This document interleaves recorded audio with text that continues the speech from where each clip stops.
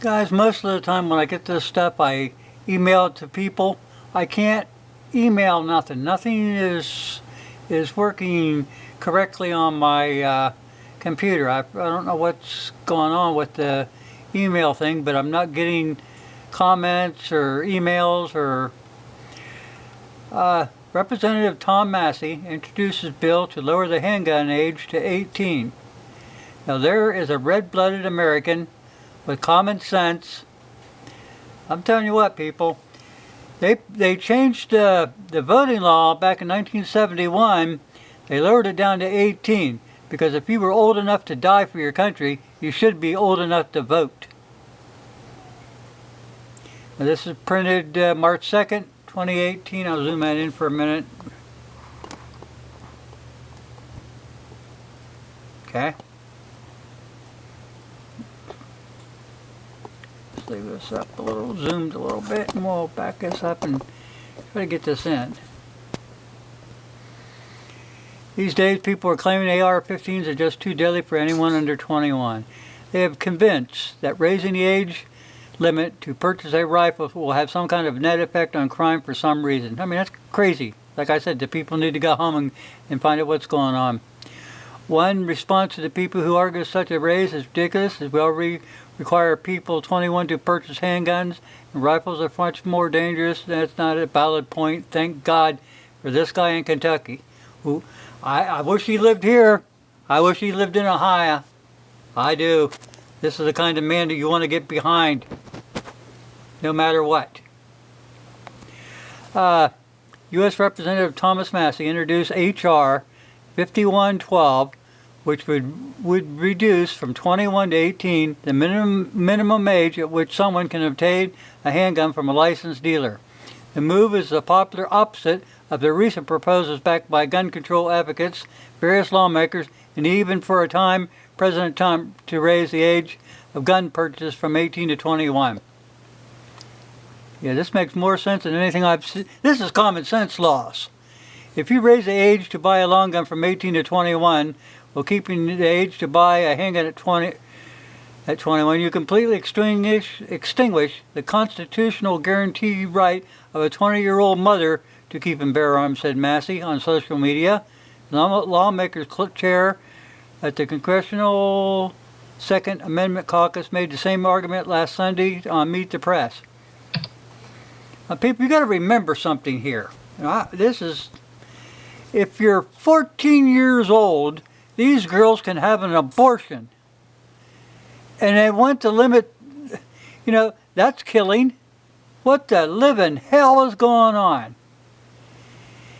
If you raise the age to buy long guns from 18 to 21 while keeping the age to buy a handgun at 21, you have completely extinguished the constitutional guarantee right of a 20-year-old mother to keep and bear arms, said Massie on social media.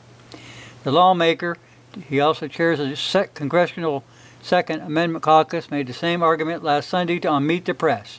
The proposal came as a counter to a movement backed by governors in several states, as well as both Democrats and Republicans on Capitol Hill, to raise the minimum age to buy a rifle to 21, sparked by the use of an AR-15 by a 19-year-old kid to kill 17 kids. Well, that hasn't even been proven.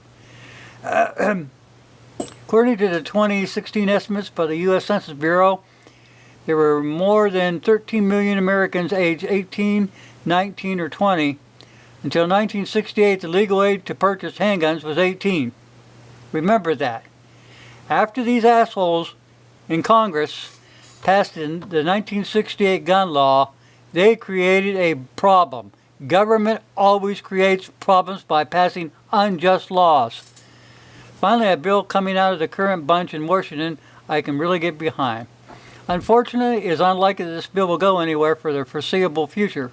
For one thing, the current political climate simply won't allow a bill that reduces restrictions on who can purchase a firearm to pass without a lynch mob. Well, I'll tell you what, there's a lynch mob out there right now, just waiting for the right time for some stupid idiot to pass an unjust, unconstitutional gun law in the United States. You don't have the right to ban this. I mean, if you want to ban something, why don't you ban cars? Why don't you raise the restrictions of these kids driving? You're 16 now. Well, shouldn't they be 21? I mean, you just bounce this stuff all over the place without any kind of common sense thinking whatsoever. Yeah, some guys from Red State Contributor, STREI, Schiff agrees, at least in part, this bill isn't going anywhere and is more properly viewed as equal parts theater in response to the incoherent words salad President Trump slung out about yesterday. Why should a 20-year-old single mom be denied the right to defend herself and her kids? Exactly, people. The fact that the matter that 18-year-olds are defining our freedoms all over the world as you read these words. They're putting their lives on the line in some very hostile places, and they're doing it to the highest standards of professionalism and with honor. So why are we barring them from buying any firearms, much less a handgun?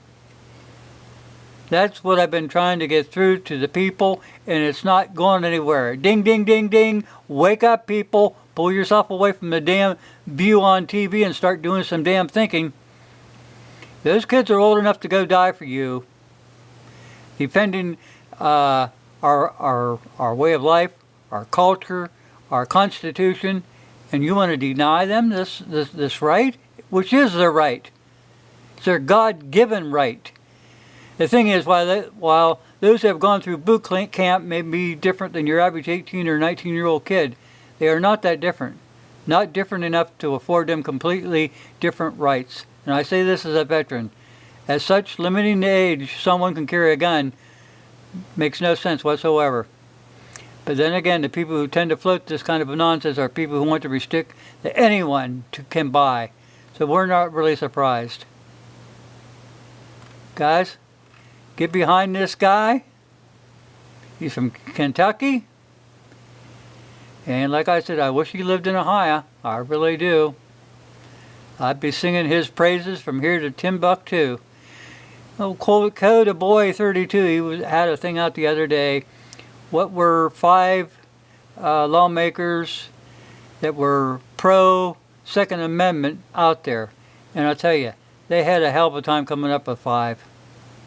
And they, being an American, I mean, it's just astronomical that you have trouble coming up with 5 that aren't true-blooded Americans, that don't believe in the Constitution. Now, what the damn hell did they take that damn oath of office for if they're not going to uphold, protect, and preserve the Constitution and the Bill of Rights of the United States?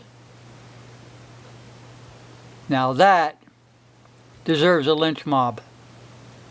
Thanks for watching.